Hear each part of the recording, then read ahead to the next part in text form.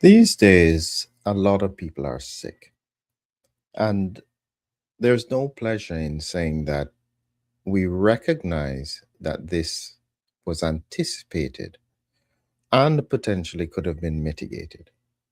But we are where we are.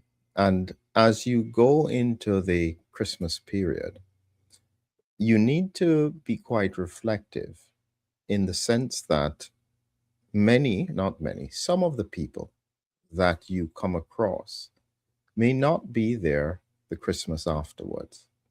Now, that may sound uh, a little bit like scaremongering, but I'm not putting it across like that. I'm highlighting that the presentation of disease at the moment is so unusual.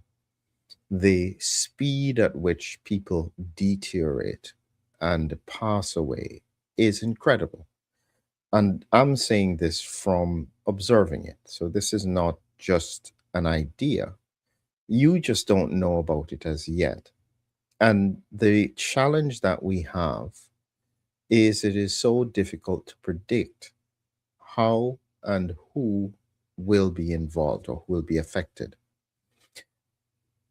I've learned that many people are literally switched off these days around COVID and viral infections and so on. And I understand that. There is a lot of fatigue.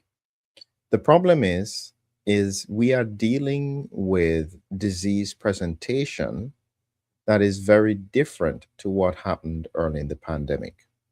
My best analogy at the moment, and it's not a perfect analogy, is that of chickenpox.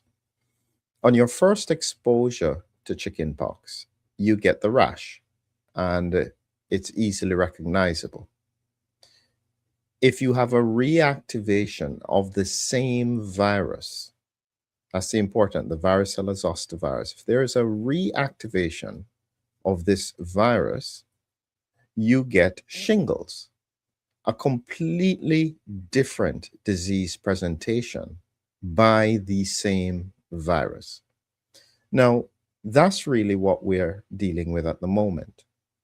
And so, what we're seeing is a different presentation, a different mechanism as to what is happening with people. All they know is they don't feel right.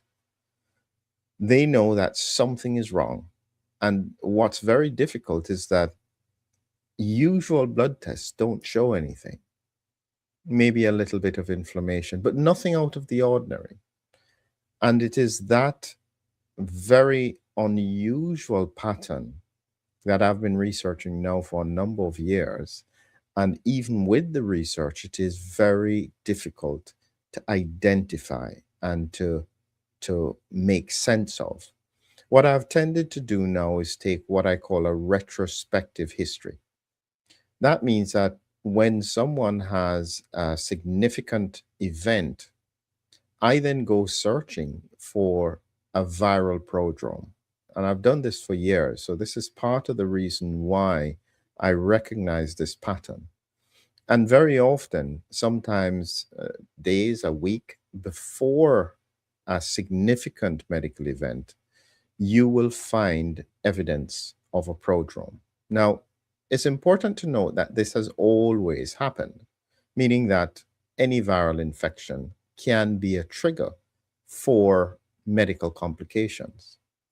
But with regards to COVID, this is on a completely different scale because one, the symptoms are so subtle that most people don't even realize that there's a viral infection.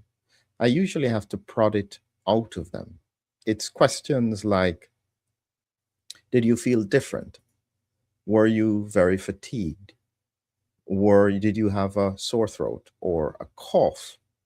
And once you hear those kinds of very subtle patterns, and patients usually know when it's a viral infection, they just don't necessarily have a stuffy nose. They just have that feeling that they're unwell. I'm realizing that this should not be discounted. And this is part of the reason why, as we come into the Christmas period, and you are shifting into high exposure environments, whether or not it's the Christmas parties, whether or not it's the big family gatherings, you have got to protect your immune system. And I think that as you meet people and you talk to them and you realize that so many people are struggling, and you'd have seen that they've all been to their doctor and they've, been given some kind of medication for something else, but it hasn't made them feel better. This sequence is not something that I think should be ignored. But the sad truth is that I can't yet tell them what they can say to their doctor that would make any sense. And that's the challenge at the moment. So the biggest issue is, in this period of time, one, be reflective about the people you come in contact with. Doesn't matter if you have an issue with them in the past, as you know, in families and with friends. You just never know what will happen in the year ahead. And so please be conscious about the fact that it's likely more and more people will have illnesses. And believe me, when they get sick, they can get sick very quickly. Two, be careful, as I said, with protecting your immunity. You have got to try and prevent this virus from breaking through your mucosal immunity. This is a strategy that you have to do. Make sure you rest. Don't take too much alcohol. Eat in moderation. Definitely hum. If you don't know what I'm talking about, look in the description and get the free ebook, which will give you some insights into protecting your upper airway with nitric oxide. Whatever you do, we have all got to try our best to minimize infection risk. And two, even if you get infection, minimizing the exposure period for the virus to be in your systemic circulation. That means you want to get better as quickly as you can.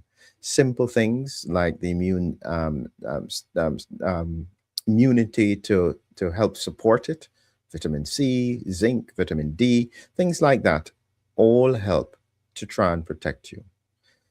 Not easy, and I can only advise everyone as we move into this period, Christmas and New Year, take care of yourself and remember to take care of the others around you. Give them general advice. Don't criticize them. And recognize when people are struggling. Listen and see whether or not you can find ways to support them. Have a great evening, and I'm sure I'll talk to you again before Christmas.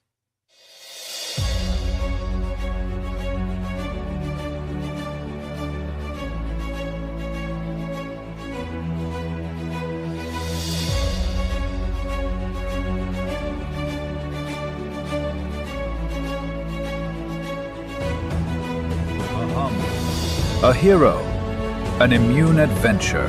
Humming Heroes, your lyrical guide to the body's defenders. Now on Amazon. Check the links below.